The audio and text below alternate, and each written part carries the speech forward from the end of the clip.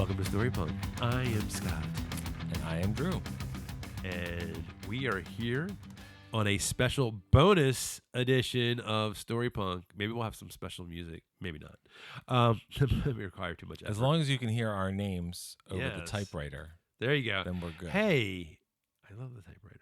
I Anyway, love the typewriter too, but it needs to fade out more so that everyone knows the important people on this show. It's really good to talk about engineering stuff, like in the middle of the. I just want them to know that you're Scott. Yes, I am Scott, and that I'm Drew. That is Drew, and we are here to talk about one battle after another. And why don't I give a little summary? Please if you do. Don't mind? This movie is currently in theaters. Yes, I've had people tell me, I listened to your episode and then I watched the movie, or I'm going to watch the movie because I want to listen to your episode. I love both of those things. Thank you very much. I don't know what to tell you about this movie because I have talked to friends who were like, I didn't like I saw the trailer. I didn't get it. It didn't look interesting to me. So maybe listen to this first. It will spoil everything about the story. Yeah. And then go see it. Or if you're remotely curious or even curious about what our discussion is going to be, then I encourage you to go see it. And it is in the theaters right now. Yeah. We both saw this opening weekend. Yes. Drew saw it multiple times. I'll talk about that. I have children, so I wasn't able to do that. But I'll just say now, I saw it on Saturday. It was so compelling. I saw it again on Sunday, and I'm actually going to go see it again on Tuesday. Me and my wife had a rare night out, so we went dinner and a movie. Well, actually, went movie and a dinner, but that's besides the point. That's the right order. There you don't have anything to talk about. Well, no, yeah, I'm a big talker. I love talking about movies. I was just kidding. You've been married for 100 years. No, but me, we do. So. I do love talking about movies afterwards, and that's part of the reason why we have a podcast, because we like to talk about movies. That's right. So why don't we talk about what this movie's about? And here's my best way to sort of distill what this movie was about, because it's about a lot of things. It is. But many so things. we're following Leonardo DiCaprio's character, Bob Ferguson. He's like this washed up stoner revolutionary. That's not where he starts in the movie, but at this point, well, the first section of the movie essentially functions. You don't know it at the time. It essentially functions as a prologue. Yes, and but this is the main chunk of the movie takes place about 15 years later, where he is now in hiding with his daughter Willa. And an old enemy resurfaces from Bob's past. Willa goes missing, and then Bob has to take action to rescue his daughter. Yep. And that's pretty it's much a very without basic spoiling structure of too the much. movie. Yeah. And also, I will say, we were talking about earlier about the spoilers. I'll be honest with this movie. I kind of feel like there's only really one real spoil. Like if we're talking about like could ruin the movie for you, spoil. There's really only one, but it's a big one. Kind of about why the enemy has returned. Yeah. And I think so. That is, which, by the way, I assumed that was the story. It wasn't. I didn't, not from the trailer, but from the movie. Yeah. Yeah, but once we see that there's a what's it? Teyana Taylor, is that how you say it? Teyana Taylor. Yeah. Teyana Taylor. Her character. God. Her first name, I had it and I forgot. Perfidia Beverly Hills. Perfidia Beverly Hills. She's Willa's mom. She is when she meets up with Sean Penn's character, Lockjaw.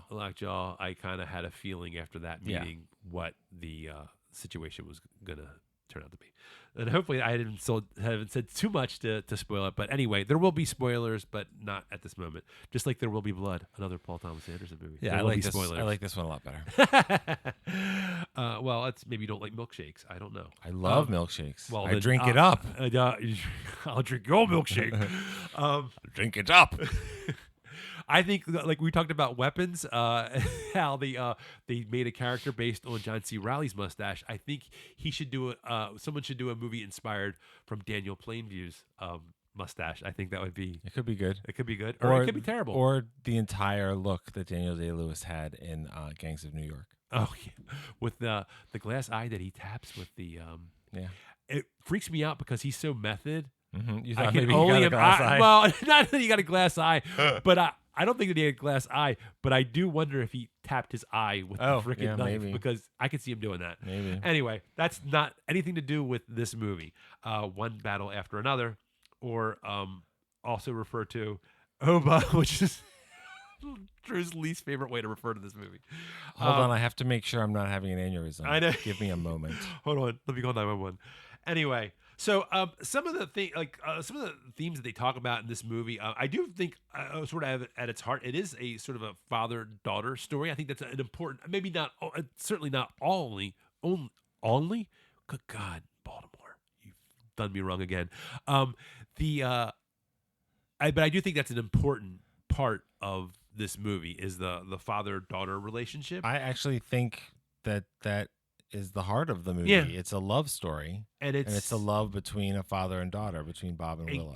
And connecting, across sort of there's that generational trauma Sure. that they're connecting, Or just across. generational differences because parents and children have differences. And also, well, yeah, that too, but also there is the idea of like the next generation, and I feel like this is something, especially nowadays, and you see a lot of this in the boomer versus millennial kind of generational animosity.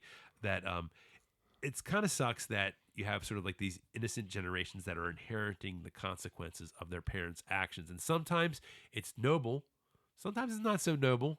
Well, this movie is one of the things I found in a good way just shocking about it is how now it is. It's based on a Thomas Pynchon novel from the 80s. Movies aren't made yesterday. He didn't Well, shoot he's it apparently last been week. writing this. Well, he's since been like working the on late it for 20 90s. years or more.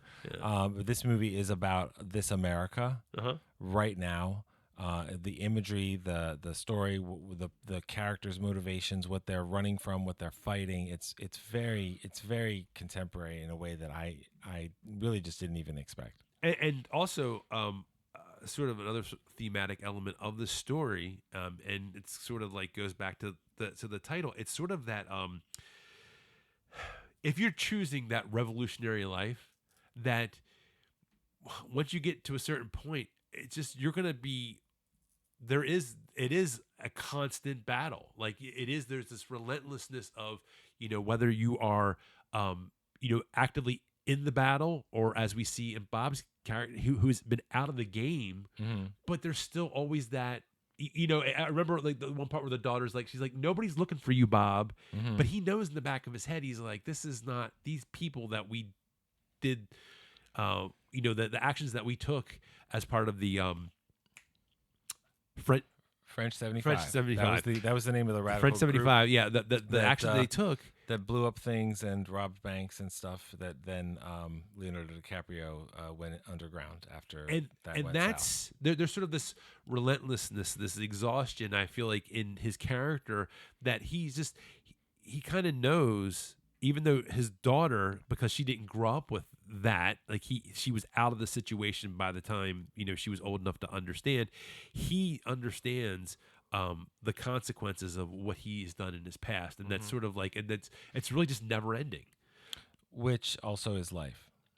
Well, it's life, but this is a different high stakes version of right, life. But he's still fighting battles to have a relationship with his daughter, to reconcile his past with the fact that he mostly just likes to hang out and get high, which the movie doesn't criticize him for, but means he's less equipped to deal with the crisis that when it all returns. And that's something that I talked about before. They said, like, when you write a story, you want your character to either be the best person for the job or the worst person for the job.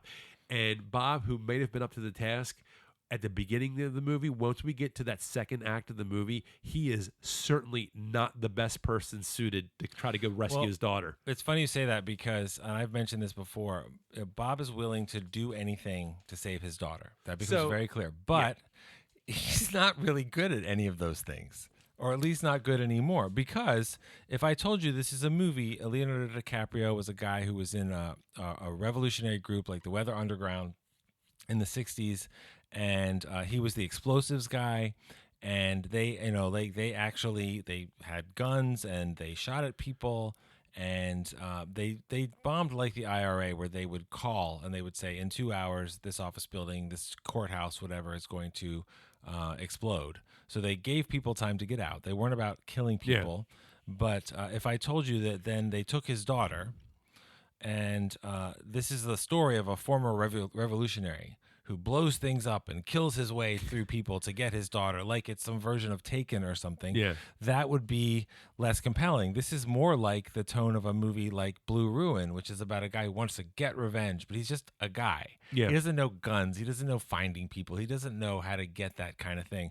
The real competent hero in the story is one of the best characters I've seen in a movie in a long time, which we will definitely talk about, which is Sensei, played by Benicio Del Toro. Yeah. But the fact that Leonardo DiCaprio is kind of emotionally out of his depth, even when he's a revolutionary, because he is good at, he makes explosives that go off and doesn't blow his fingers off and stuff. But he is out of his depth the entire movie, to the point where some people have said he doesn't matter in the movie. Like, it doesn't matter what he does, and I don't buy that, because he and his relationship with his daughter are, it's the heart of the movie emotionally. And I like Leonardo DiCaprio a lot. I think is and has been a fine actor. This is an incredible performance, matched by other incredible performances by Sean Penn, by Benicio Del Toro, and by, we haven't said her name yet, the woman who plays his daughter. She's 24-year-old actress named Chase Infiniti. I've never seen her in anything, and she's playing a 16-year-old, and she is also extraordinary. But they all feel, even cartoonishly like Sean Penn's character, they all feel sometimes frighteningly like real people. Yeah. So that relationship, you have kids, that relationship between him and his daughter feels very real to me. Yeah, I mean, and that's the thing about it is I don't feel like they ever do make it cartoon. Even with Sean Penn's character, I don't feel like it's ever... well, he's so fucking scary. He is scary. He is scary, but you know what I like about it is they could have made him scary in an over the top way. Like, I feel like he's like the adequate amount of scary, if that makes sense. Where that, they could have showed him like killing people and strangling. Like he's like one of those guys. It's like he's breaking all the rules, and he is that bad. Yeah, he is, and he could, but like he is. But I feel like they make he might be manipulating the system, but he is working within the system. And that's almost scarier sometimes. Like, because if you have somebody like, and this is sort of my thought on so Sean Penn's character, Colonel Lockjaw. Colonel Lockjaw. I couldn't remember what his rank was. But if you have someone that's constantly breaking the rules and doing everything, like the bad guy doing everything outside, there is, for me anyway, there's always sort of this comfort, like, well, he'll get caught and, they'll prosecute. You know what I mean? Like you know what I mean? Like, you have like this feeling there's some kind of justice, no matter what kind of, whether it's fantasy or whatever. Not in this movie. Well, that's what I'm saying. But the reason for that is because he's working, even though he's manipulating the system, he's still working in the system. So it's like he might get caught, but it's like, and I think this is why this is, as we were saying, this is a movie about right now. We've seen a lot of that recently, where it's people that are just that they're doing wrong, but they're working within a system that might be broken, and it's just like, is there a chance somebody could get justice? Because if he was just going around just willy-nilly killing people, like with no respect for the system of law, the rule of law or anything like that, there, to me, would always sort of be this comfort in knowing, well, he'll probably be brought to justice somehow. But when he's working within the system to do all this stuff, like making up all the bullshit about that place is the chicken licking factory is a heroin, like that's all. I mean, I'm assuming that's all bullshit. Well, here's the thing. So that's part of. I think we can just do full spoilers at this point.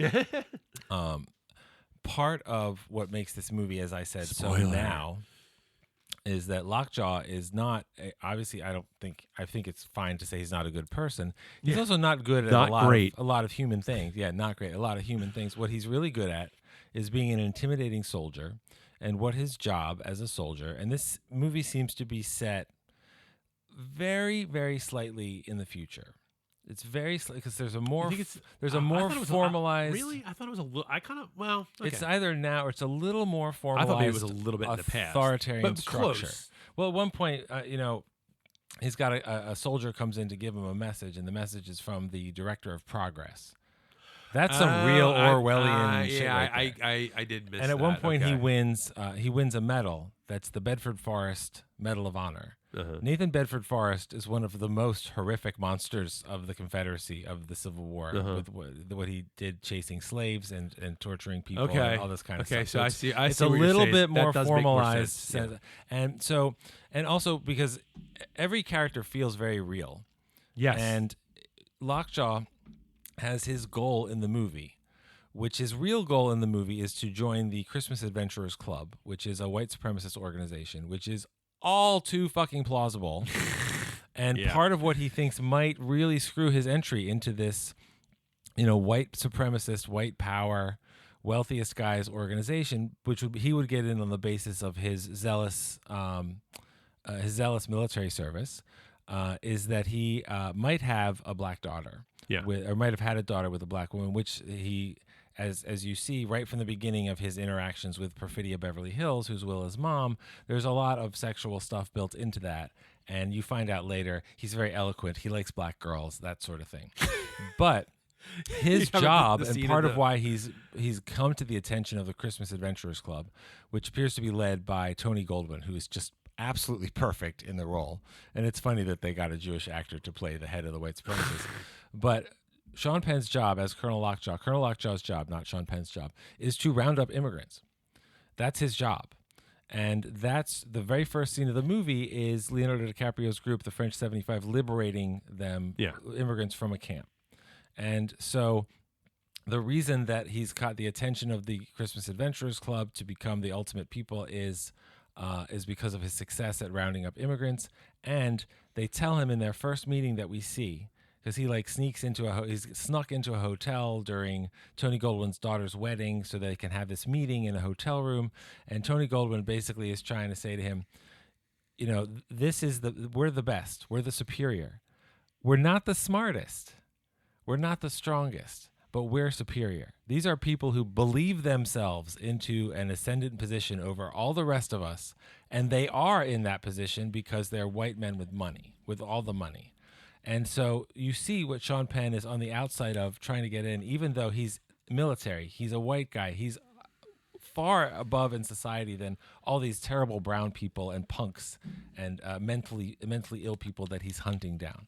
And this is never explained on screen. That's what's the power of this storytelling, is that it's all there in his character. Kelly, my wife Kelly, when we got out of the movie, she said, what that is extraordinary in that movie with Sean Penn is his mouth acting.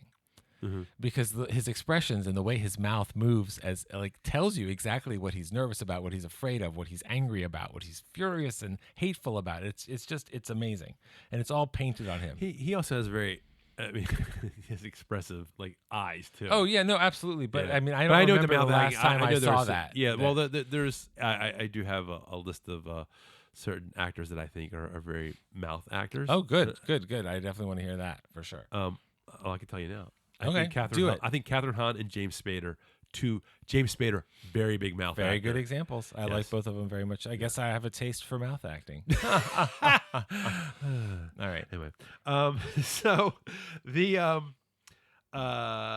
okay, so we're talking about. So I do feel like I guess the point was that Colonel Lockjaw is a I heard Leonardo DiCaprio kind of compare him to a Darth Vader, but so I guess in the sense of this, you feel his presence even when he's not around in this movie. So I can agree. It's not just him. I mean, it's the police state that he represents. Yeah. So we see him in the movie as a particularly effective arm of that. Yeah. But the police state that hangs over everyone that they are policing is much bigger than him. And that's part of why you don't know what's going to happen with this character. He could get what he wants, or it could not go his way, and both of those things happen. Well, so. I think what made it effective for him as the sort of the main antagonist here is that army that you're talking about, of all the different law enforcement or whatever, is that you just felt that's all at his disposal. So right. That's and I can see why that's also, you could draw the Darth Vader parallel too. It's he has this that he could just, because that is scary. but its own. But then you have a person who is not of who's prone to revenge, and Well, but see, what you're saying, I think, is a very important part of his character because he has the ability to deploy all those forces. Yeah. So there's a sanctuary city that Leonardo DiCaprio and his daughter live. I'm doing the same thing with Jake Gyllenhaal. I'm having trouble not saying Leonardo DiCaprio. I could just say Leo or DiCaprio or whatever. I'm going to struggle with that. But anyway, he wants to find Willa, who might be his daughter, because he needs to kill her. Because if they find out that he has a mixed race daughter, then he won't get into Christmas Adventurers Club. That's literally his motivation. So what does he do? He takes his, it's not clear how many people are at his command plus local law enforcement, but he takes this vast force, this violent force, and says, we're going to go to Bacton Cross? Bracton Cross. And we're going to do a big immigration action. And that's when they said, like what you said about, like, we're going to go to the chicken processing plant and find the heroin. We're going to go to this. That's all bullshit. Yeah. That's all bullshit. Well, that's because they don't understand, because they do that, but then they also go to the high school, and like the one guy goes, they went to the high school. Right. Like he knows something's wrong. Like, what are you doing? Yeah, Yeah. It doesn't make sense. Yeah. But the whole thing is him abusing his own power for his own ends, which is not the abuse of people and citizens and immigrants that he's supposed to be doing. Although he does that too. I think we should back up just a little bit about what kind of sets him on this path too. Okay. Is that I thought it was black girls. it is, but let's dig into that just a little bit. What happens is, goddamn,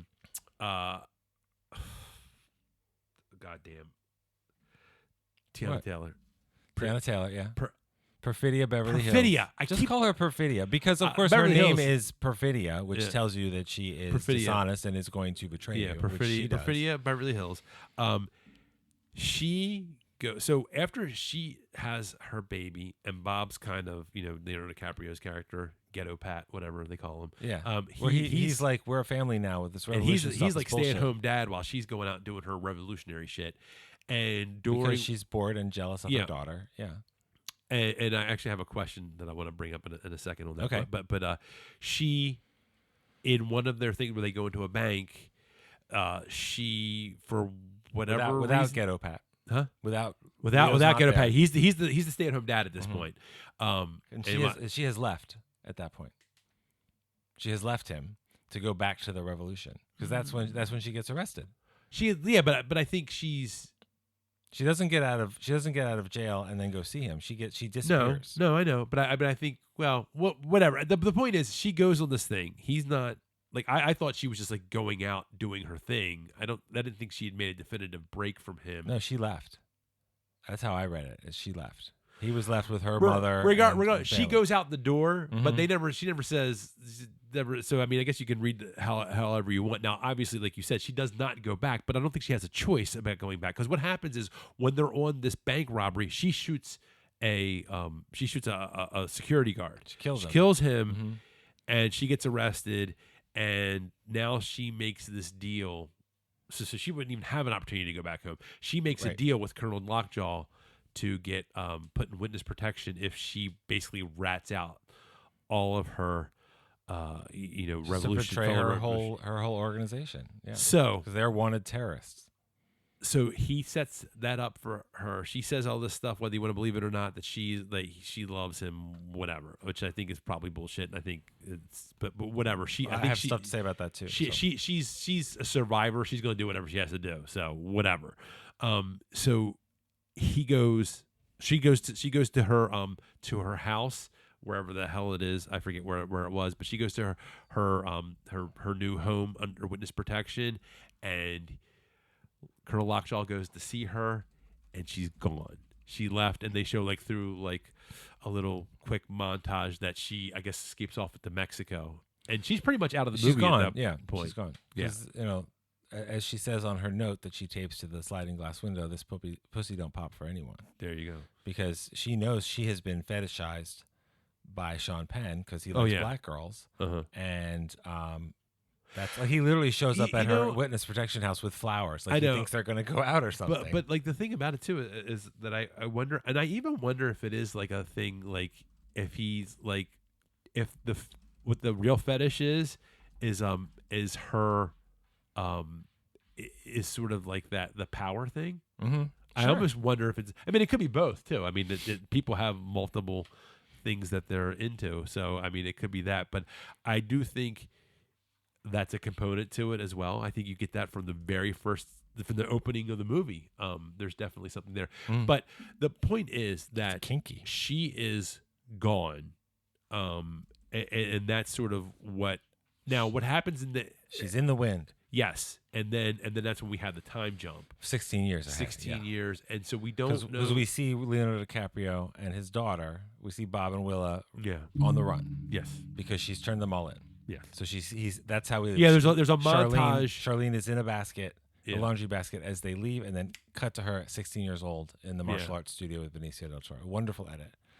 But yes, her betrayal blows up everybody's life. And it does make me wonder, like, and this is the question that I have is that, do you think that she knew the truth about her daughter, or did she just want to just leave the whole situation because she didn't want to be under Lockjaw's thumb? Well, let's talk about that because this movie clearly takes a stance that police states are bad and that arresting and deporting and killing people because they are brown is bad, and I'm comfortable with that position. But also, very brave of you. Thank you. But also, the movie is not uncritical of the revolutionaries, and Perfidia embodies especially that. Her, yeah, right, because there's an allure, a romance of this life, like we're fighting the system and we're blowing things up. And we're on the run, and we're in the right, and all this kind of stuff. And that's the excitement and the romance, which is also pretty much seen in the movie as, even if they're fighting causes that you might think are right, like against a police state, it's bullshit. They like the excitement of it. That image, which is immediately iconic, that's in the ads and stuff, of Perfidia holding a machine gun, I believe a Russian machine gun, subtle, with her giant belly, about to give birth, and being all excited about shooting a gun and all this kind of stuff, as Bob just cowers at the noise because it's so loud. She loves that stuff. So being a mom and staying home with Bob is boring to her. But when you think the bank scene is crucial for the story, of course, but when they rob the bank, they all go to the bank. Everybody that we've seen goes to the bank except for Bob because he's home with Willa. And one of the members of the group is Jungle Pussy, and Jungle Pussy gets up on top of the counter where all the tellers are, and she's making a speech. She's holding a gun, but she's making a speech about this is power and this is the revolution and all this other stuff. And then she hears the gunshot, and her face goes completely different. Yeah, like it becomes very real, and it turns into a big chase. It's also P.T. Anderson's first action movie, but. Part of it, what the movie is saying is, if you're into it for the romance of it, that's also bullshit. There are people who are in our real world who are fetishizing movements and real people and different things, and wearing keffiyeh scarves because that's like cool to protest stuff without really understanding what they're even talking about. And I think it's really sad because there are things that they are sort of talking about that are very important to talk about, but it's more exciting to be out on the front lines, all that kind of stuff. So the movie isn't about criticizing all those people, but it is about, these are real lives, these are real people, and that's what eventually we'll talk about this. That's where Sensei comes in. Okay, so do you think she knew about her daughter, or do you think she it was Lockjaws, or do you think that she knew the truth that her daughter was Lockjaws, or do you think she just didn't want to be under Lockjaw's thumb? That was the question. I don't think she cares, or she didn't want to be, or that was the other question. Mom. The other question was she didn't want to be confined in general. Yeah, she likes sex. Yeah, and she likes sex with an element of power. Mm-hmm. Like when she's been arrested in this big chase after the bank, she's been arrested, and she's in the hospital. And Lockjaw's by her bedside and basically saying, like, it's, if you know anybody who can help you, you could actually get out of this. And that's where it begins the whole, you're going to betray everybody. Yeah. She already betrayed her family. She already betrayed her daughter. She had already met Lockjaw in the first scene that when they rescue the people from the immigrant camp thing, the detention camp, which is already a plan that they have that's not a very good plan. Our truck isn't big enough, so if you don't fit in the truck, just run. Like it's all like, this is so cool. We're doing this, but which is not. I'm sorry, it's not a good plan. Yeah. But she basically she commands Lockjaw to give her an erection. To give himself an erection in front of her. Yeah, I was going to say that'd be really something. That would be amazing. That'd be a different movie. And then he gets, she takes his gun, and so to get his gun back, he's like, "Meet me at this hotel," and all this other stuff. There's a scene. It's pretty clear she's using his gun on him sexually. And so there's all that stuff at play, and all of that is more exciting than being at home. She wasn't, so I just pretended like that wasn't what was happening. It's fine, but that's the power you were talking about, the power dynamic. Yeah, that's the kink of it, and that is what she's running towards. Even if it's not with Lockjaw, that's much more exciting. Shooting guns and having sexual encounters with people who are clearly fetishizing you because you're a black lady. That's all much more exciting than staying at home and being a mom. And you could also look at her leaving as kind of a postpartum depression response, because she's obviously very sad. But the whole prologue of the movie ends that her betrayal of everyone, some of whom are definitely killed, like Alana Haim's character is shot in the head when they find her, and other ones, like we find out later, Jungle Pussy's long dead. That's what one of the Christmas adventurers says. The betrayal is very, very hard to watch. Well, yeah, because and it's really sad too, because later in the movie, Willa thinks that her mom's like this revolutionary hero, and they find out, she was not. But her dad did her a solid. And Yeah. her dad said, "Your mom was killed." Yeah. He was killed by Lockjaw. Yeah. She was killed by Lockjaw. And you talked about this earlier. Darth Vader killed your dad, Luke. That's easier to live with From a and certain easier point of view. and and easier to raise a kid in. Yeah. Like he tells her the truth, like I the think trust it devices was- and all that stuff, but he doesn't tell her the truth. I mean, I think it's what he needed to tell her. Could you It's imagine? For him, it's for him too. It's for him. her. It's for him, but I think it's also for her. Like, I mean, that probably would have drove her crazy. It's for both of them. Yeah. When she finds out, it's devastating. So what's interesting, and this is about the Benicio Del Toro Sensei. Apparently, that whole underground like railroad immigrant thing that he had going, that was not originally in the script. That he brought that when he came onto set. Really? That's interesting. So I'm assuming they didn't shoot those scenes first. It said it took them about 3 weeks to set all that up.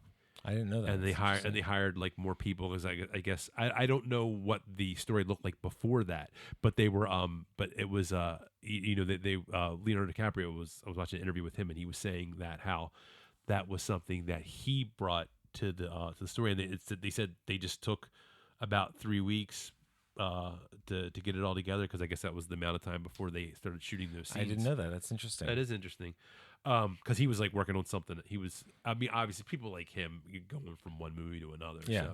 Well, but and his character, like that is, he just, when Bob first comes to the martial arts studio where his daughter has been training and stuff, and says, "I need help." Yeah. Benicio Del Toro's whole character is very chill the whole time, even as he's doing very dangerous things. Yeah. He's like, "Ocean breezes, Bob. Ocean breezes. Like remember to breathe, all that kind of stuff." And it's not corny. It feels very real and very calm. And the idea that wasn't in the script originally is fascinating, because he is, to me, there's two hearts of the movie. One of them is, of course, Willa, this little girl. And then the other one is Benicio Del Toro's character, because if Bob is not good at stuff anymore because he's been stoned for 16 years, Sensei, Benicio Del Toro, is good at everything, because he's calm and he's skilled and he's competent, and he is like telling people, like waking up kids and saying, "We got to line up. We got to get out of here." He knows like they could get killed, but he's like, "Everybody chill. We got this covered. We've got a plan." It's amazing. They that character is when he is going around talking. I found that all of that scene when Bob's still trying to figure out the passcode, and they're walking around. I found that we talked about this before about Robert Altman and I can't remember it may have been I think it was when we were talking about weapons, but but I found that to be very Robert Altman-esque, where there's a lot of stuff going on at the same Mm-hmm. time, a lot of overlapping Mm-hmm. audio, people talking over each other, and at the same time, like things going on for an extended period of Mhm. time. And I remember like when they did so he's going around and like Bob's very, very fatherly too, like a nice like okay, you need to do this, you need like he's talking to his people while Bob is losing his shit talking on the phone. He wants to charge his phone. And he's like, And and then then he when wants he to- actually gets on the phone and talks to the guy, Mhm. and It's so like funny. he's going, and It's it so almost funny. reminded me of the scene in The Big Lebowski when they're saying, they're talking about Lenin and Stalin, and he's Mhm. going Lenin, and Steve Buscemi keeps going, I am the walrus. I am the walrus. Right. And he's like, shut the fuck up. But it reminded me when he's like, Bob's on the phone and he's like, he's like, what time is it? What time is it? And you're Benicio Del Toro. He's in the bathroom. He's Yeah. like looking in the mirror. Yeah, He's yeah, like, 8:15. Yeah, Like, yeah, yeah. and he's That's like- great. It's and I great. love that. It's like it's 8:15. And it's funny because when they release a movie, they release trailers, there's Uh-huh. ads, there's all sorts of stuff, but they always release a scene or two. uh-huh. That's the scene they release. Yeah. Oh well. Yeah. That's the scene where Bob has finally been able to charge his phone, which Yeah. you don't know when you just see the scene. Uh-huh. And he's on the phone and he's like, I want to find my daughter. And the other guy on the phone is like, you need to know the code. Yeah. And a big part of the end of the movie is, you're my daughter. Yeah. Is more important than remembering the code. That was stressful. That for that like 30 seconds of when he first links back up with his daughter. Oh, at the end, God, yeah. You're like, oh my God, is she gonna shoot him? Like, it Well, was- also because in the movie, like, that's my dad, but my mom's a rat. yeah. I don't know if I can trust my dad. He has I to know, say 'cause the the- response line. The whole time you're sitting there, you're going, just say it. Like I'm in my head, I like know. just fucking say the I know. code. We'll talk about that. Anyway, yeah. So the but one of the things about Paul Thomas Anderson movies going all the way back, and This I is saw- his 10th movie, by the way. I saw The Hard Eight like many years ago, so I don't remember a whole lot about it. But I will say that my most clear memories of Paul Thomas Anderson movies are starting with Boogie Nights. Absolutely. And Still an all of- amazing movie. all of his movies are very just when you watch it, you're like, well, this is going to be a character driven movie. It's very, even more so than Martin Scorsese movies, which I feel like his are very character driven too, because he even says, Martin Scorsese's coming out, he goes, plot's not important. He goes, Mhm. you'll remember the characters long after you forget Right. the plot of a movie. Which is, of course, a very effective approach for Yeah, his movies. and I feel like this, and so, I found it to be, it is a very, it's like I feel like I kind of locked in with that early on, just because I was familiar with his work. So I'm like, okay, this is what this is gonna be like. So I felt like if you were looking for this very like linear action, because I know they keep talking about it like it's an action movie, it's a PTA action movie. I mean, there's action in it. Right. It's not an action movie. I know, but that's like, if anybody's listening to this trying to decide whether or not to see the movie, this is not your typical action movie. This is a compelling drama with some elements of some thriller elements in it, absolutely. and some action elements in it, And some comedy. and the- some comedy, And some all comedy. of those are, like, the funny is very funny. The Yeah. action is expert. Like, there's really good stuff in it. Yeah, that is definitely a when and I don't know, maybe this made me laugh a little bit too, because when they said, when the riots going on and they're like, send in Van Halen, Yep. and you're sitting there like, what does that mean? Mhm. And you're like what does that mean? Like, it's like, I'm like, what's gonna happen? Yep. And you see they just had some guy, the military just had some dude dressed up in regular clothes wearing a Van Halen t-shirt and a mask, and he throws, I mean, and it's a, Yeah, it's not just. I mean, Yeah. he fakes a level of provocation so Well- they can move on the crowd. that's true, but what I'm saying is I think there's something almost humorous to the point where you're like, I It's think it's funny. gonna be something so like it's the same effect that I Mhm. thought it was gonna have. I knew it Mhm. was gonna be something like that. I just didn't think it was gonna be some like guy who's maybe Right. slightly Like maybe it's an overweight. attack helicopter Yeah, or it something was loud. like, Yeah, I gotcha. and, I and that gotcha. was, and then it was like, oh no, it's just the dude with a mask and wearing a Van Halen T-shirt. Well, and also there's a lot of code in the movie, Uh-huh. and there's a lot of Well, people that's just true. figuring out if they can trust each other by knowing the codes, and that's Yeah. the source of the humor. Because more than once, Bob is like, I've been My stoned. fried my brain. Yeah, I don't know, just- man. That is also I think they were saying that he is Bob as the protagonist of this story. Um, it's not he's not the protagonist so much because he is the revolutionary, ex-revolutionary that sort of matters most in the story. I think it's because what makes him interesting as the protagonist is the fact that he is actually sort of like, when it comes to being like effective at this point in the story, like once we actually get into the meat of the story, once we're like into that second act, he's probably the guy, and I think he knows that he probably matters the least, In terms of the plot. yeah. Yeah. Well, as far as not to the plot, but I mean like to like the revolutionary cause. That's Oh, why I gotcha, he has to call in like the Grey Hawk or whatever, so he can Yeah. override the super. Right. He's- I'm calling he's in the Grey basically- Hawk. I'm He's calling basically it in. being a Karen to the Yeah, to he the is. revolutionary Yes, he is. hotline. Give me your He's, supervisor. I want a goddammit. supervisor, Yep. and so, but I think that does make him compelling, and I think as the protagonist, and I think it also kind of shows how an awareness of in some of these revolutionary causes, especially ones that deal with people that these people of color, brown, black people that sometimes white people kind of need to just like kind of be that person that's like, you can be supportive, but at the same time, like, you have to let other people maybe like lead, and then you do what you can to support. Yeah, and I that's think the whole concept of allyship. Sure. yeah, but well, Ish, that's true. ish, But ish. no. But what I was gonna say is that a lot of people don't realize that. So Right. you do have some of these people like that are like you have like, I hate to put it like this, but they'll be honest, white people that are like, I'm gonna come in and I'm like, I'm gonna do this and do that, and it's like, take it down a second. Mm-hmm. Let the people who that I feel like who this cause and this revolution who are affected the most, let them lead, and then you support. And I think that I feel like Bob knows that in That's this fair. movie. Yeah, That's fair. so that's I why mean, that's why he's the I think like that's why he's the protagonist, because we're looking at it from it's certainly not like, this isn't like a white savior kind of. Oh my God, no. at all. He's not competent enough. For Yeah, that anyway. no. So it's like he's doing whatever he can to get his daughter, but he is not trying to be like that. So I appreciate the movie for not like falling into to that kind of, Yep. because it easily could. Oh yeah, no, it definitely could. What do you think about Chase Infiniti?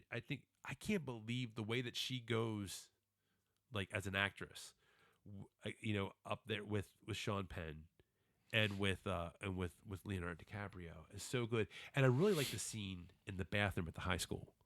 Yeah, I was thinking about that, I like that. a lot after the movie, because in that scene, one of the all right, so when Bob has to go on the run because Perfidia has betrayed everybody, one of the other members of the team gives him his new identity. He and his daughter will become Bob and Willa. He's not Pat anymore, and she's not Charlene. And he's actually just seen Lockjaw in a supermarket checkout, the only scene in the movie that they have together. And Lockjaw is very, very disturbing. His behavior is very disturbing and threatening. And so the guy who gives him the identities gives him these two devices, one for him, one for his daughter. He goes, these are like proximity trust devices. So when it gets close to somebody else who has one, it will vibrate, it will play a tune. Well, I think it plays a tune, but the tune changes when someone's in proximity. I thought Yeah, that's what it was. you get closer. Yeah. So, and the whole idea is if you hear that, if somebody has that, you trust them with your life. Yeah. Like this is the crisis of all crises. They're there for you. And so Willa goes to a school dance. The whole scene where she goes to the dance and her father's pissed at the people that are picking her up, her friends that are picking her up, and who are they to drive? That car is so loud and red, like all that kind of like dad stuff. It's very funny, and that's the only scene that they have together before the crisis begins. Yeah. There aren't that many scenes in the movie with Bob and Willa as a 16-year-old where they're together. It's not like we spend 20 minutes learning about their relationship and stuff. The script for such a long movie is very economical, and I mean the movie moves to me. It just rolls. It's a little bit build up at the beginning, but then it just moves, and it doesn't just move because of action. It moves because like physical, like car chase stuff. It moves because it's so tight and everything.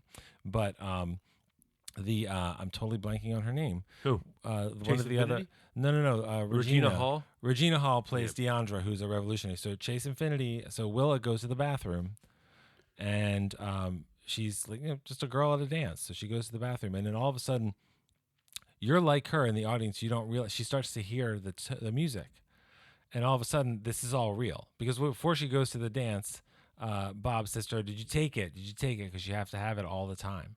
And so all the stuff her dad said about what we have to And stay she's so safe, annoyed too. she's like, a teenager. Bob, nobody's coming after you. She's not supposed to have a phone, and she has a secret phone. And of course, she shouldn't have a phone because you can, in fact, track a phone, all that sort of stuff, and that becomes crucial later. But Deandra, who's never seen her since she was a kid, and Willa has no idea who she is. Willa, she approaches her. The devices go off, and she's like, "We have to leave right now." And Willa trusts her, and they go. And then the whole movie is about this chase, the rest of the chase. But I don't know if you want to talk about it now, but that tune that plays is Jonny Greenwood, who did the score. Jonny Greenwood from Radiohead has been doing a lot of movie scores. He wrote that tune, and there's a track on the soundtrack, which I've been listening to the soundtrack all week. It's an amazing score called Trust Device. It's one of the last tracks on it, and it is built out of that tune. And when you first hear the music at a couple of different points in it, you don't realize it's actually diegetic and it's in the it's in the scene. It's music that the characters can hear because it blends into the score, which is very clever as well. Because if you've been told your whole life, if you hear this, there's real danger and this is what you do, you're Willa. She didn't believe that shit's really going to happen. And then it just does in the bathroom at the school dance kind of thing. I mean, I think it sort of speaks to the fact that when you are, I think we see this just generationally anyway, where that things that we understand as a clear and present danger in life, the younger generations that have that they're only safe or haven't had to experience these things because us as the older generation have dealt with it in some way, whether it's just to hold it at bay. Whether to hold it at bay or we've done something to get rid of whatever this issue or problem is. We've worked. And they don't have it. They don't have it. They haven't experienced it. They don't. It's not real to them. Right. Which is nice if you can have that. It's like that until thing. It's not. Yeah. Until it's real again. There's the saying about, I forget the way it goes about was hard times produce hard men or whatever the fuck it is. There's that thing. It's I don't know. I hate saying it because I see a lot of these guru people saying it. I'm like, just shut up. Yeah.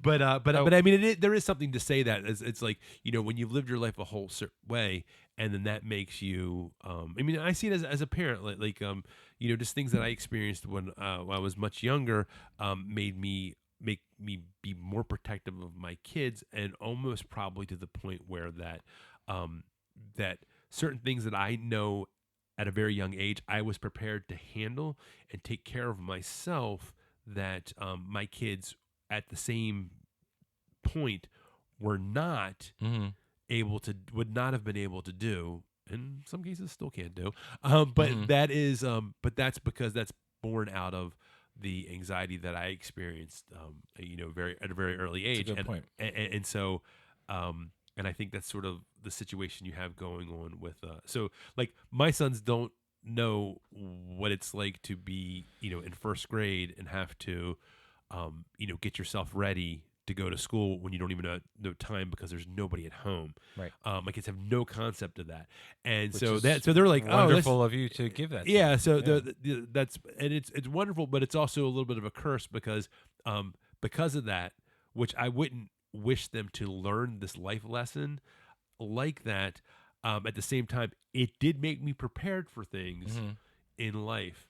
And it's a hard balancing thing to come. And I feel like this is what we're having the experience in this father-daughter relationship between Willa and Bob, where she just doesn't see the danger because she hasn't experienced it. But once we get to that scene in the high school, she's like, oh shit, like he wasn't crazy, because she just thinks he's crazy because he's like, oh, the people were coming to get you. And I guess it's sort of like almost just things like when you have like the old parent that believes every conspiracy theory, right, and sees that's danger where she everywhere. is. Yeah, sees danger everywhere, and then when she sees that, she's like, oh shit, all that stuff he was talking about, it's true. Well, it's funny that you say that like that because I see that dynamic of like you don't really understand the danger. And I understand the danger. And in this movie, it's a lot of the movie, it's reversed. As soon as Deandra approaches Willa in the like, Deandra doesn't have to say for more than a moment, like, this is real. We have to go. I got to explain you're really in danger. This is who Lockjaw is. Your dad mentioned him, that he's scary, but he's real. He's coming. But Willa gets it. This is real. Bob gets the phone call that, like, you're blown, you have to go. And he's prepared. I guess if he's been there for 16 years, 14 and a half years ago, before he's just basically a pothead, he dug the tunnel to escape and all that kind of stuff. But he doesn't have his shit together. He's the one that is not ready. It's like they're telling him, like, you've got to grab your device, you've got to go. And he grabs his device off the coffee table and then sits there for a minute. Like, his whole thing is he's not together. So he is not as good at the real world in danger immediately as his daughter is. But of course, he loves his daughter. He will do what it takes and ultimately does to get to her. And he never stops. He never almost gives up. He gets very frustrated because he can't remember the code word and stuff, but he never stops going. But it's interesting that the kid, is just more together. Oh, because that's what I was going to say. The first scene, I believe it's the first scene that we see with Bob, once we've made the big time jump, he goes to her school. So he gets high in the car, and then he goes in for a parent-teacher conference. It's very obvious that he's high. Oh, yeah. And it's very funny because the teacher is kind of like looking at him like, whatever. But he says to her, she says to him, basically, your daughter is a great kid. She's doing great in school. She's really smart. She works hard. She has friends. And he starts crying. And she's like, she's very kind about it, but she's like, "Are you okay?" And he's like, "These are tears of joy. These are tears of joy." But like, he can't keep his shit together. I don't feel like for as obvious as it is that he is high, he's got the red eyes and just the way his sort of demeanor of talking to this teacher. I feel like they come close to making it silly, but they don't go over the line. No. It's just enough. It's just enough to be kind of funny. It's funny, but he's not like Leo in Wolf of Wall Street after he takes the Quaaludes. He's not like rolling around on the ground or like falling asleep, nodding out while he's talking to the teacher. So they knew just where to kind of put it, and I thought that was really good. PTA is good at movies. He's good. He's good with characters and working with the actors, and that brings me to my next point. I think that. And regardless of what you think about Sean Penn, because he's a little wacky. You mean as a person? Yeah, as a person. In this movie, like, I have to say, like, if I had to the three people I think, now, like, Leo's good. Teyana Taylor, she's good. Like, there's people, like, everything. I feel like everybody's good, but I almost feel like good's a baseline. Yeah, nobody's bad at all. Nobody's bad. Yeah. So, and Benicio Del Toro, he's good. But I feel like the people that really kind of went as I feel like Chase Infiniti, Sean Penn, and Regina Hall. I feel like because she's not in it as much, but I feel like the scenes that she's in, especially later, once she gets Willa, like and it's so funny to think of her as that goofy girl from Scary Movie, those like just. I love when I see actors like kind of like really stretch, really go and like and pull it off. Yeah, and she is because she's funny though. I saw her in an interview. She was talking about Leonardo DiCaprio. And it was so like she was on Amy Poehler's podcast, and she was talking about Leonardo DiCaprio like he was like a new actor. It was so funny. That's funny. She goes, "Oh yeah," he goes, I was telling him like stop looking in the camera. Like it was like so Nice. hysterical, right? Nice. And so she's really funny, and she pulls it off like, especially like the really heartfelt kind of like discussion about Willa's mother, and I was like, she's really good.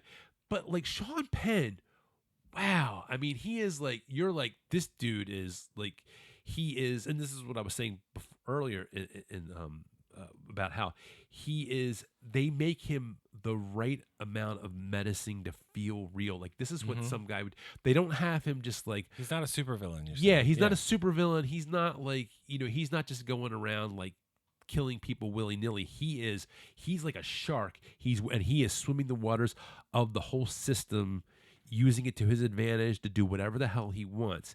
And to me, that's more terrifying than showing somebody going and just killing, randomly killing a bunch of people, because it's like this guy will use every means at his disposal to get what he wants. So God help you if you're in his way. And that was I think it was perfect. I thought the way that he just executed that role was Well, look, they're going to throw awards at this movie, and it's going to deserve them. Yeah. And of all the movies I've seen so far this year, the only other thing that compares as far as like this is going to get that kind of attention, it's going to deserve that kind of attention, is Sinners. And there are easily 5 performances in this movie. If you said they're going to get all the big awards, I'd be like, yeah, sure, that's fine.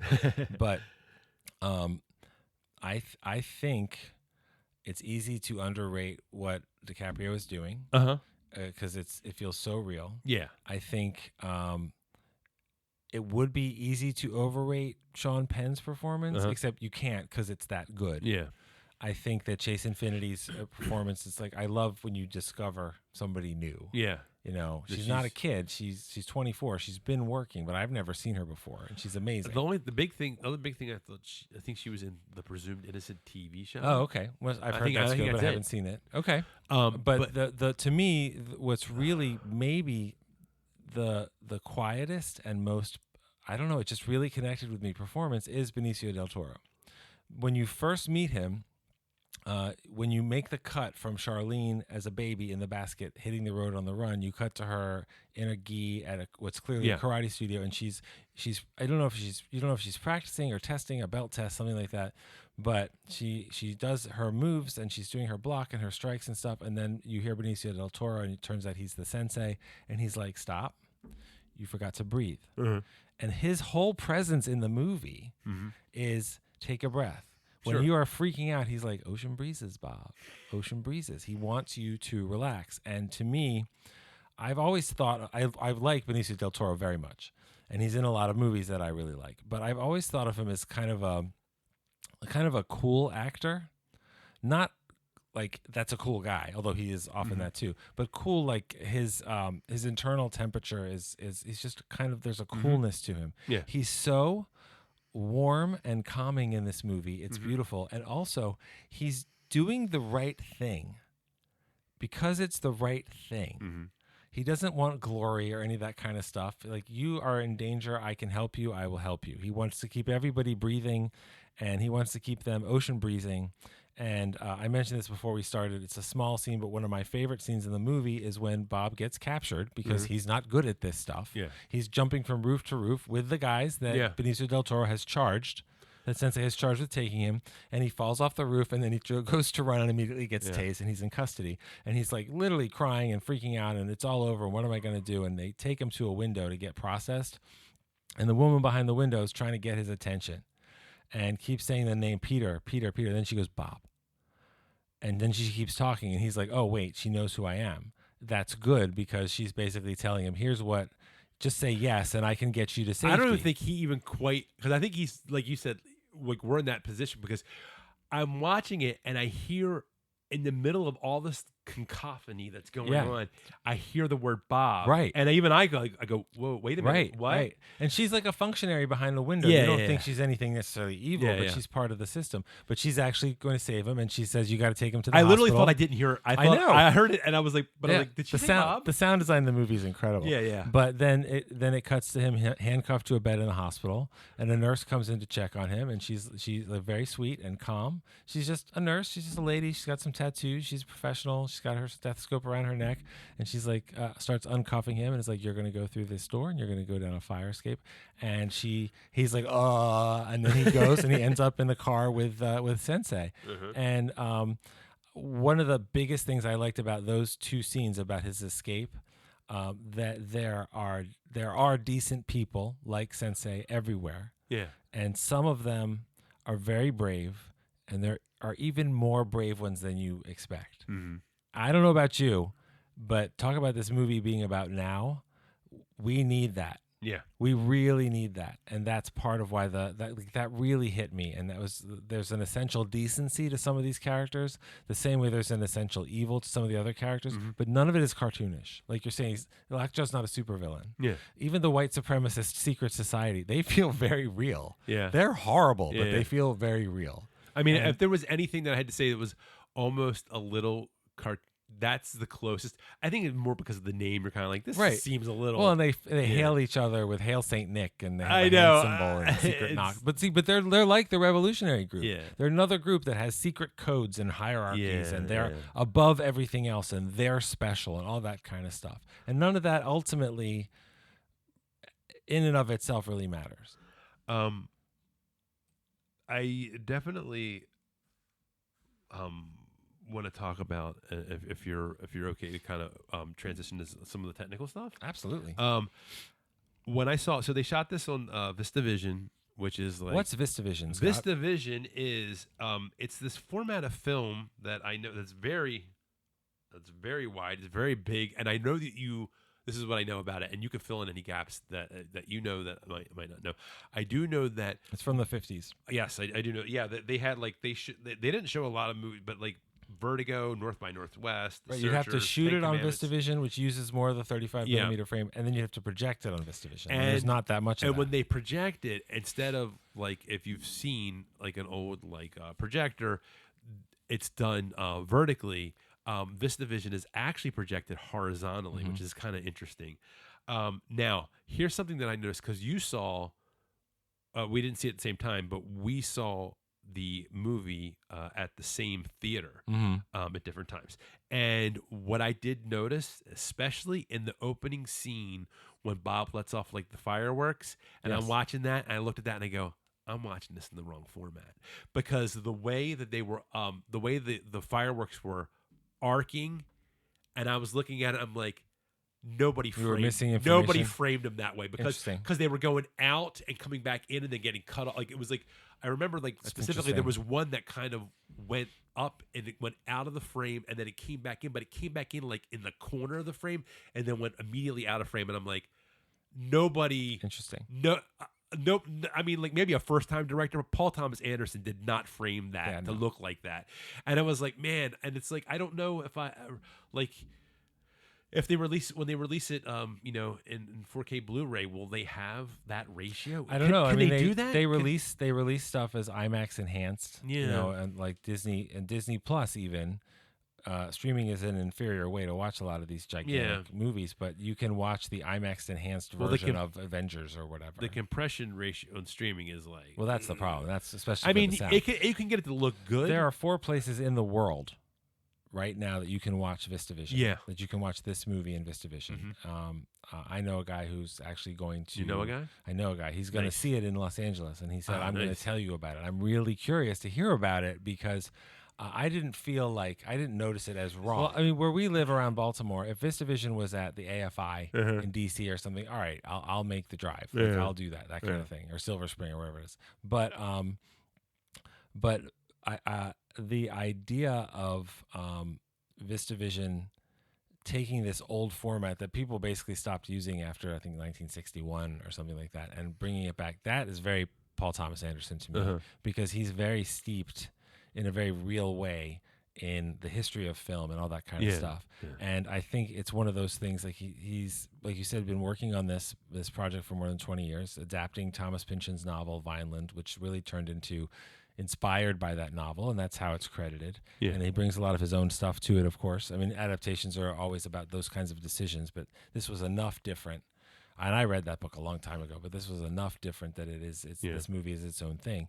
But to do things that aren't expected like that. Like he put Adam Sandler in a 90-minute drama, the guy who makes 3-hour movies. Yeah. He put him in a 90-minute drama, Punch Drunk Love, and It's probably fantastic. I think it's probably. I mean, like it's probably one of his best acting. I think it's his best performance. Yeah. I mean, I have not seen Uncut Gems, but that's very good, and he's very good in it. Do you think it's good or better than? I think or they're on par. I think they're different beasts because Uncut Gems is one of the most intense movies I've ever seen. Yeah. Once it starts cranking up the tension, because this guy just gets his ass in trouble, and how is he going to get out of it? It's amazing. Yeah.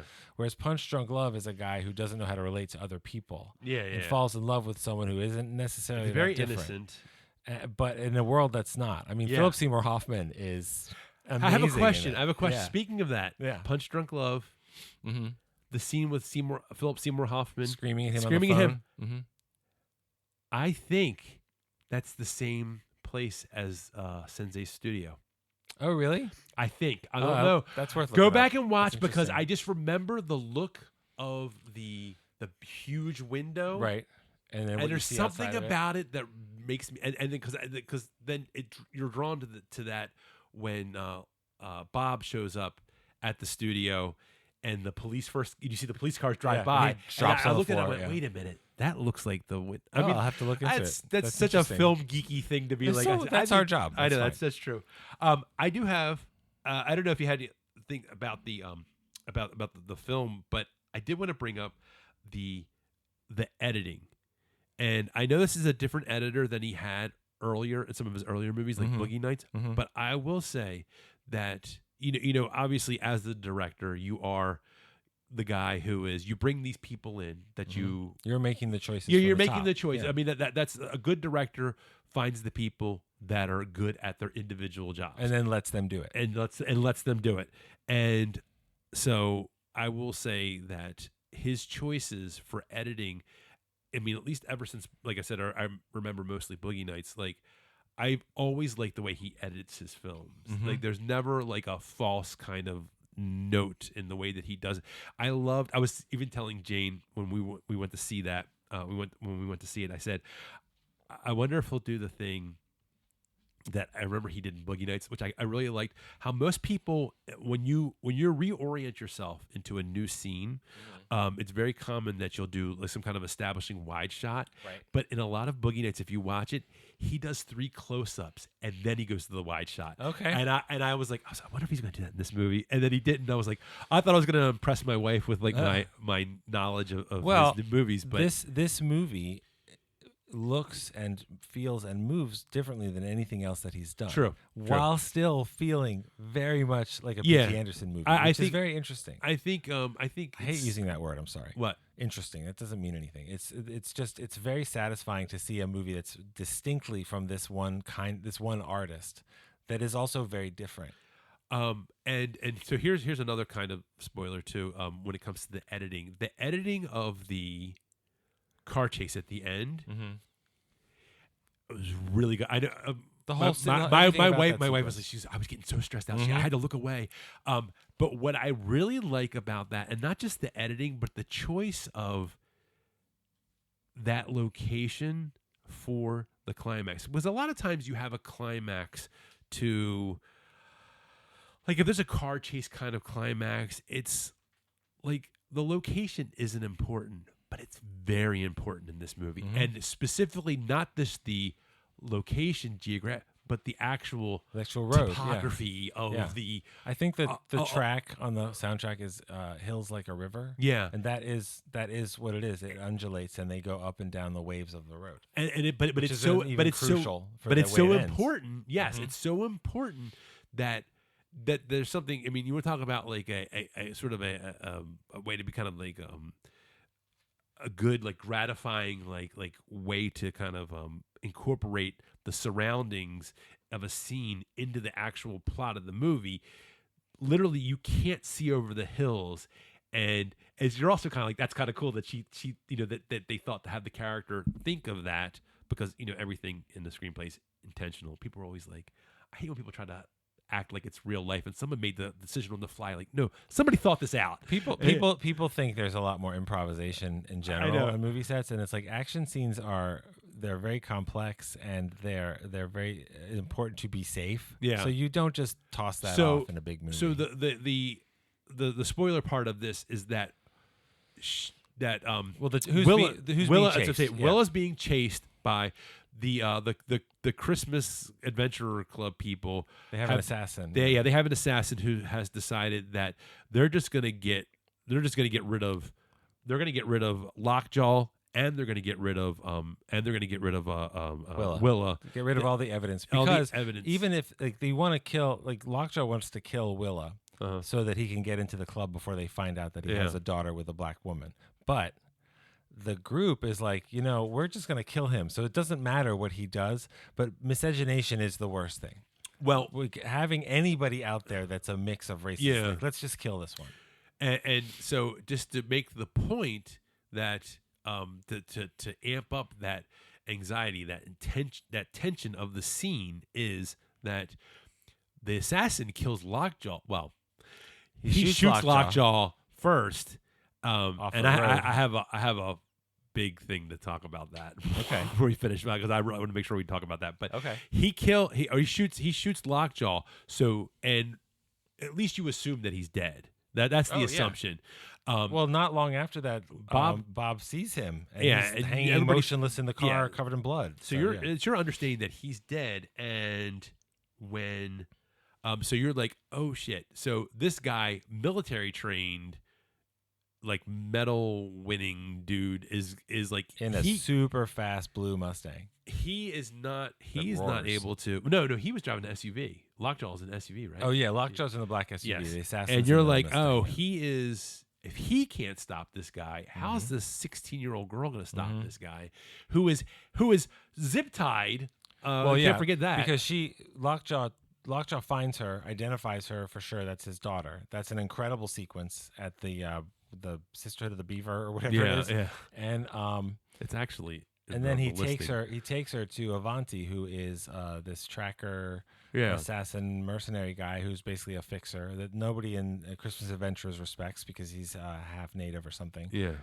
Or half native, half Hispanic, so he's really nothing. Or no, I think he's half Native American, but he tells everybody he's Hispanic. Oh, I think that's what it was. Yeah, that's because that's even lower to them, right? I know. Like, but he says, I'm not gonna kill a kid. And Lockjaw's like, all right, take her to somebody who I know will kill them. I'll pay you your rate. So Avanti takes him there, and then what I hoped would happen, the way they played that, because that guy is doing terrible things that you don't really see him do. You actually see Avanti grab one of the French 75 earlier in the movie and bring him into custody. They find him, because Lockjaw's still looking for these people so he can find Willa, and he ends up saving Willa. Yeah. He ends up saying, I'm not going to leave her with like literal Nazis who are just going to kill her. Yeah. And he dies too. So she ends up with his car, which is a white Dodge Charger, which is a real machine. It's a fast car that moves. She's 16. She knows how to drive. And she's being chased by this assassin in a blue Mustang, which is an even more powerful, louder, growlier monster of a car. So he's getting closer and closer over the hills of the road. It's an incredible scene.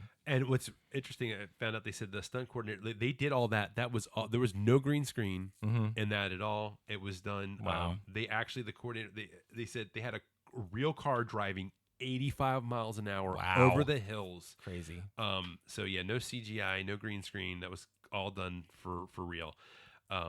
So I'm glad nobody got hurt. Well, I mean, I think it comes off that way because that car chase especially, I mean, I think it echoes Duel and some other movies. Yeah. I'm not going to say it echoes Mad Max Fury Road. And the reason I'm not going to say that is because to me it actually echoed the first Mad Max movie, which is in a desert terrain, and it's not like really elaborate stuff. It's just really intense car chases shot at speed and overcranking the camera to even bring up the perception of the speed and everything. But it's the tension of the scene, the roars, the perspective. I don't like going on swings. because I don't like that tickle in your stomach. And when I'm on a road that's hilly, sometimes you drop down a hill and you feel it. I was feeling that in my stomach as the cars were dropping down the road. I couldn't believe how real that it felt. It was really crazy. But even though it's got the terrain and everything, it was so real with the characters because there's a danger. Like the emotions of these characters are projected out of each car. Willa is afraid for herself as she's flying forward. The mercenary assassin has an icy purpose that's like straight out of the car at her, and then Bob ends up behind them in his stolen purple car with a spoiler, and he has fear for his daughter. And it's so like it's a car chase, which you're saying at real speeds in a real place, and the way that it's shot and edited. Yeah. The emotions and the characters are so clear. It was so powerful to me, and that builds you to the end of the movie. Because what does Willa do? She's very clever. You want me to say? Okay. Yeah. So she she drives the car just over the crest of one of the hills, and then she stops. She leaves the car in the middle of the road and then hides off to the side, so that, of course, if you are going 85 miles an hour and you go over one of those hills, there's no room to stop. Yep. And the guy and the assassin, or would-be assassin in Willa's case, When he assassinated other people, well, for that's sure. true. I guess he is an assassin. He slams right into the back of the car in the middle of the road. Destroys that beautiful Mustang. So- So sad. And then she ends up dispatching him. Well, the thing is, he gets out of the car. And she doesn't know. She's like freaked out. She's Yeah. asking him for like the code. She doesn't know who he is. Yeah, she wants to know like what's the code. Right, so she asked him the code, which we heard earlier from the lyrics from the Gil Scott-Heron song, and she ends up killing him, which is shocking. Yeah. She's a 16-year-old girl. Yeah. We know she knows how to use a gun because Yeah. Bob taught her, and then when she was at the nunnery. convent that she was shooting, and she has a confidence. But that feels very tragic. that Yeah. She kills him, and then Bob catches up with them. And that is the scene that fucking I cried so much in the scene because the devices go off. Yeah. So it's that same tune. Yeah, you can hear it. And so he's close, and she's hiding behind a sign. So the tension of waiting to see him walk around the sign, and her gun is up, and he's holding his rifle, and are they going to shoot each other? And then they see each other, and he drops his gun. And he's like, "Oh my God, Willa, it's my daughter." I think the fact that it starts playing that tune added to the tension because she hears it and she's still ignoring it. Right. So you're like, oh shit. she doesn't trust the trust device. Yeah, That's yeah. the thing. And you're like, oh God, she's like, She might shoot him. yeah. But then she starts yelling the code at him. And we know, like, he doesn't remember all the codes and stuff. We know he remembers that one because he said that one a couple of times in the movie. But he doesn't do the code. He doesn't do the inside knowledge revolution. He says, "It's your dad. It's your dad." It's the whole time. I'm like, just say it. Just oh my say God! it. And then she believes him, and she Yeah. runs out and she hugs him. That fucked me up. Yeah. It was amazing. Yeah, so that was good, and that's just the editing was phenomenal. I do want to just bring up, and we talked about it a little before, but Jonny Greenwood's score is so good, and I love the way And weird. it was weird, but And I a love movie it. with great Weird. needle drops too. The Yeah. score was incredible. The whole part when Sensei Sergio, because I always forget his first name was Sergio, because I forgot. Even Jane was like, "It's Sergio." I was like, "Oh, okay." Yeah, I just think of him as Sensei or Sensei, Benicio, but when he which is what people call him. yeah. So when they first go back to that like electronic store or whatever it is, when they first get out of the car after they've left. So Bob and Sensei have left. Or now I'm starting to lose track. Remember that they leave. He's still trying to plug in the phone. Oh yeah. They go to the so he electronics leaves, store, and they which go to the turns out electronics- Sensei lives up there. Yes, Yeah. yes. And then that's where so- the Underground Railroad. But is. that's when they start playing that jittery, like, jangly type piano on the score. Yeah. I swear to God, it's like that movie. I mean that scene. I don't know if it was 12 to 15 minutes long, but it felt like it was. But like in a good way, you were kind of like, oh my God, like it was just like it just kept building and building, and you're like, oh my God, get the phone, get the fuck out of it's there. amazing. You know what I mean? Like you're just like it was so. I just was.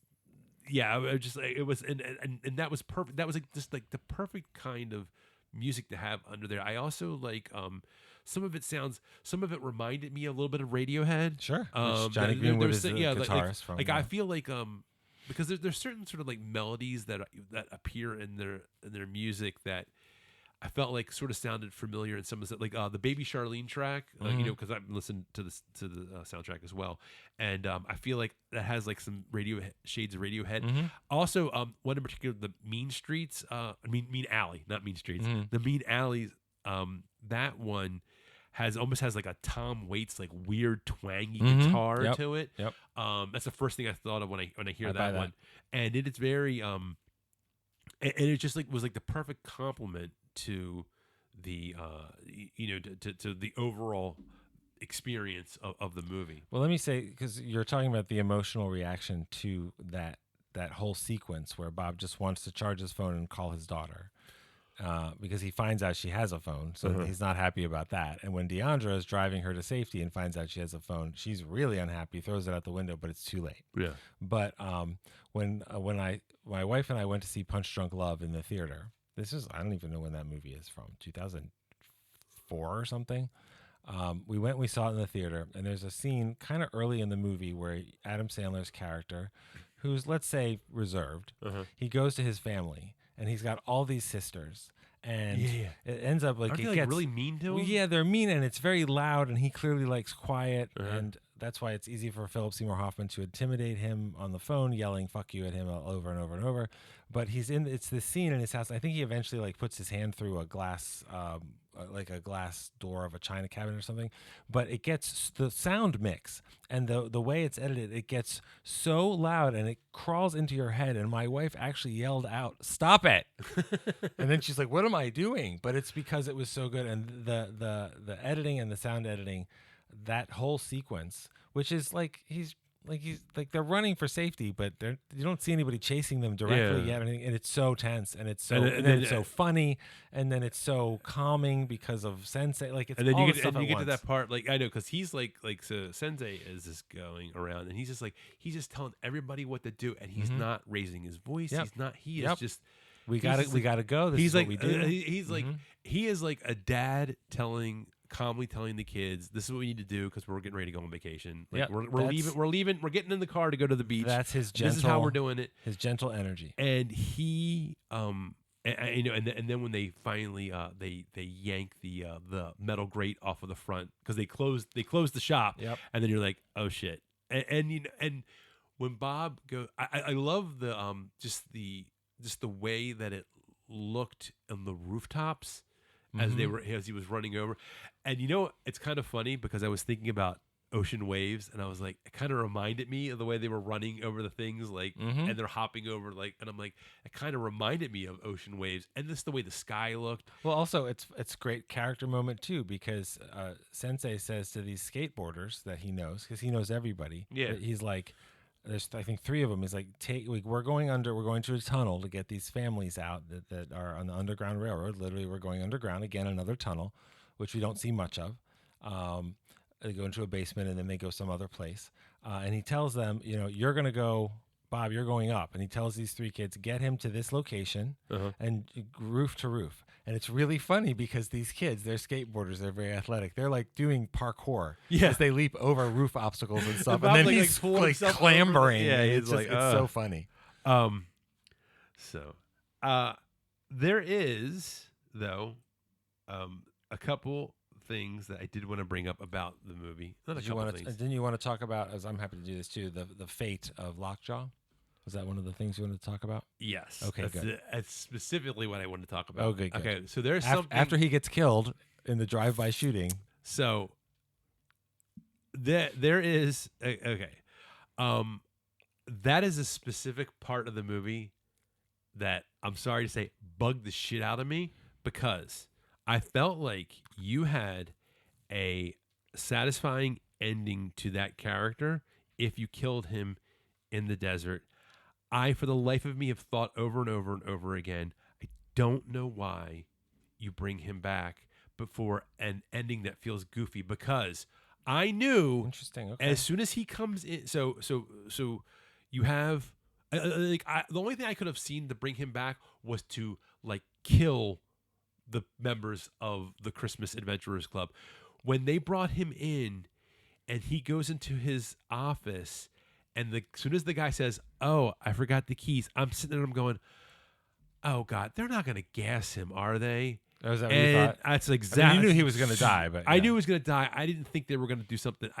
I didn't get the vibe from that they were the type. They seemed like they would want to do something quiet and not messy. So and there was no plastic on the floor. At least I didn't notice it or didn't hear anybody walking on it. And they didn't do the whole, "Why is there plastic on the floor?" Right, like the American Psycho Right. thing. And I felt like, to me, Lockjaw dying because they gassed his office just robbed me of that. Him getting shot in the face and his freaking car flipping over, to me, was like, fuck yeah, fuck that guy. That's what he deserves. Okay. And to have him feel like he got what he wanted, even Mm-hmm. though he didn't. I don't know what happened with the gas. For all I know, he just fell asleep and died. Mm-hmm. And to me, that's very unsatisfying. Well, That drove me nuts. to me, somebody not getting what they deserve is very realistic, especially those That's people. true. Also, But this is the movies. yes and no, but he gets what he deserves in the sense that he doesn't get his dream. Really, he doesn't get into the Christmas Adventurers Club, but also, he is punished by the people who are already, we know, the great villains. And at the end of the day, what are those guys? They're Nazis. And what do Nazis do? They gas and burn you. And that's what they did. They gassed him and they threw him in an incinerator. So the last time that you see Lockjaw, his corpse with his eyes open and his messed up face from getting shot at and reconstructed, he's sitting in an incinerator. You see through the window, and there will never be any evidence of him left ever. He's been burned away. And that's what the Nazis did to the Jews and many other groups in the Holocaust, and that's what they do. They want to rid from the earth everything that they think is inferior. Okay. And like a guy who mixed races, and he said, she raped me. It was a semen demon, like all that stuff. That wasn't. I did say that was my. It was funny, but they were like, I believe she was a sperm thief. But meanwhile, they sent this guy out to kill him, so he never had a chance. They just decided, we're going to do this quietly. Yeah. So they brought him in. They said, "You're in, buddy." And then they obviously, that must be the special office to gas people. So. But this is the problem I had, is that to me, and maybe for some people, and maybe clearly for Paul Thomas Anderson, the totally like erasing him from existence as far as like burning his body is important. For me, once you're dead, you're dead. Well, I understand what you're saying. It's not as satisfying as he got murdered. And I personally like in movies when the villain gets theirs from what they deserve. Like Ethan Hawke. But he deserved it that way. No, but Ethan Hawke doesn't kill Denzel Washington in Training Day. Yeah. Denzel Washington gets finally caught and killed by the Russian mobsters that he owes all this money to, which is what drove the whole day. But the same in the mask group kills him, though. Right, but in the Mask of Zorro, there are certain characters that get killed, but they get killed by other villains. Yeah. And I think that's very satisfying. So essentially, Lockjaw got killed twice by the people that betrayed him. That he wanted to be part of, that were very clear, you'll never be part of this. I just felt like you accomplished all that the first time you killed him. I get that. I get that you found it frustrating or like, what are they doing? I was like, you were amped one of those things. It was one of those things where he gets shot in the face, the thing goes, his car goes off the road, and you're like, fuck you. That's what you get. And that's what I felt like. And then when they show him and he's like, his face is fucked up, and then they gas him, and I was like, and to me, it just felt kind of silly. That's fair. I get the allegory to Nazis. I get that, but it's almost like it feels like extra work. You know what I mean? I think that's totally fair. Yeah. Because the cut from Willa and Bob hugging.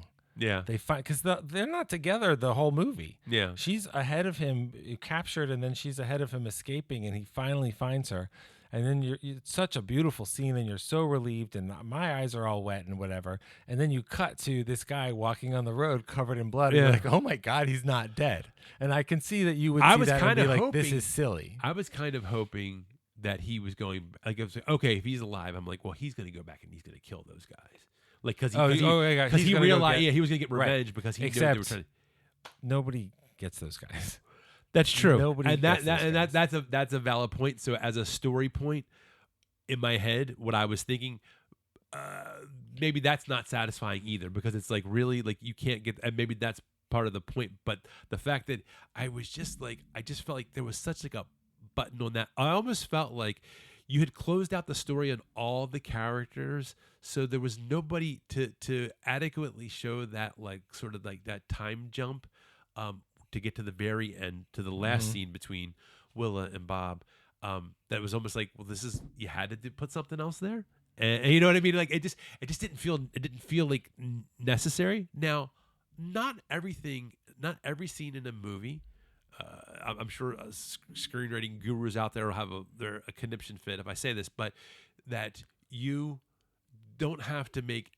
I mean, some scenes, as long as you don't go too long on them, can be just about vibes, and I'm fine with that. And I think this movie has vibes. This movie has vibes because I mean, as just like a regular story, when you think about it, it's like. I'm along for the ride. I don't care. I'm not gonna go and like parse out all the little things like, well, why did they do this and how did she know this and like. Well, because if you're into it, you're not gonna ask those questions. Yeah. Until that last part, and then I was like, oh man, I got you. Why didn't you just do that? Like if they would, I'm gonna re like Topher Grace. I'm gonna do the re-edit it. I'm gonna do the Story Punk edit. You mean Topher Grace, star of Heretic? Yes, I'm gonna star of Heretic. Blink and you will miss him. But I was like, man, that would be like, I'm gonna re-edit it and I'm gonna take that part out and it'll be fine. I'll just do some interlude music. I will say at the end, yes, as I wasn't sure at first, it wasn't clear. Bob and Willa are home. They're even in the same house. They're back in Crossing. That's the other part too. Because I was like, why did they get to go back to their house?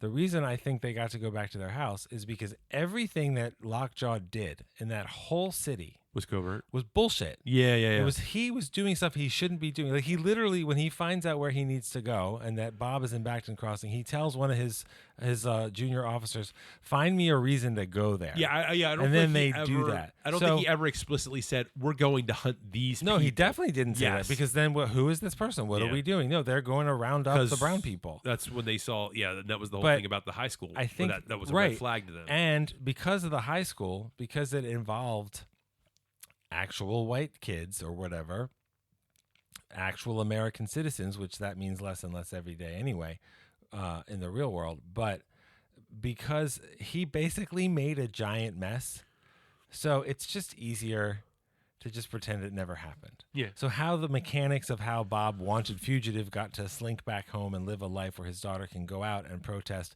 and be the real version of what mom was, it works for me. And the whole last sequence where he says, "I've got this letter from your mom. Do you want to read it?" And he says, "You can go read it by yourself." And she goes into her room and she sits on the bed, still within his eyesight. And she reads the letter, and it's a beautiful scene. And her mother's like, basically, "I'm sorry, and I miss you, and I hope I see you one day." She takes a breath and she puts the letter down on the bed and she goes back to her dad, who she knows and we know isn't her dad. Yeah. But it doesn't matter because that's my pet thing, is the family that you make. And P.T. Anderson has done whole movies about that, like Boogie Nights, and it was so moving. And then there was more crying. It was like, like the Guardians of the Galaxy 2. You know, he might have been your father, but he wasn't your daddy. Or he whatever. goes, "Yeah, I might not be your father, but I am your daddy," and that's family that you make. Another, just a beautiful movie, really amazing. And I hope that people aren't put off by I'm not saying it doesn't work, but the vibe of the trailers. There's two trailers. They have two different vibes.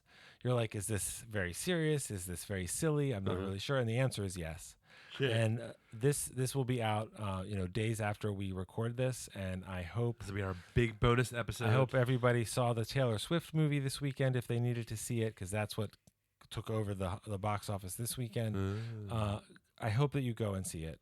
I'll be seeing it on Tuesday, so I might have seen it already by the time this comes out for a third time. But it's I think a really extraordinary movie that I have been and will be thinking about for a long time, and I think it's worth everybody's time to watch, especially if it doesn't sound like it's up your butt politically. If you're on the spectrum where you go, well, this is the left wing, or this is to this or to that. No, it's got something for everyone, and not in a not take a stand way. It's very thoughtful. Yeah, I didn't find it to be very preachy unless having any of that stuff in your face at all. Well, is and it preachy. has strong opinions Yeah. about stuff, but it has strong opinions that are different opinions about this side and that side and this attitude and that attitude and what's real and what's important and who does what with their decisions. Because there are people on what you would call the left side that blow up things and rob banks, and then there's Sensei who like saves people's lives quietly and decently. No fear, Scott, just like Tom fucking Cruise. Just like Tom fucking Cruise. So, did you have anything else to add? I think we've said a lot. I think and we've that's said quite a enough. bit. So I guess that's a wrap on our One Battle After Another bonus episode, and we'll be back next week to I don't know, get off the mysterious island that we've been on. That's right. And if they want to do a sequel to this movie, and the codes are all from Gil Scott-Heron's song "Whitey's on the Moon," totally down for it. Okay. So let's just wrap up here and let you know that if you want to check out our, if you want to get updates, check us out on Instagram at StoryPunkPod. We're also on Facebook, and I'm on Letterboxd as StoryPunkScott, and Drew is also on Letterboxd. Substack. Well, Sorry, I had a thing in my throat. I know. We Okay, also so- have a Substack. I know we do, but I guess so Drew does not want to let anybody know what his letterbox handle is. Solid he's Gold. refusing. There Sorry, you go. Solid Gold. I apologize. I got so excited. for Yes, our and we Substack. also have Substack. Substack has been, we're doing stuff. There's some updates, but we're trying to get into the update that more often. But definitely check us out. Oh, and the most obvious thing I forgot to mention is that I don't know how you found this podcast, but we are on all the major platforms. And if you find any that you like to listen to your podcast on, and we're not on there, let us know. Yes. And we will can get it to we'll you. make it happen. Yeah. We'll make it so, as Jean-Luc Picard would say. That's right. So nerdy. Anyway, This is the wrong place for that? I don't know. So if there is nothing else to add, then I'll just leave you with remember that story matters.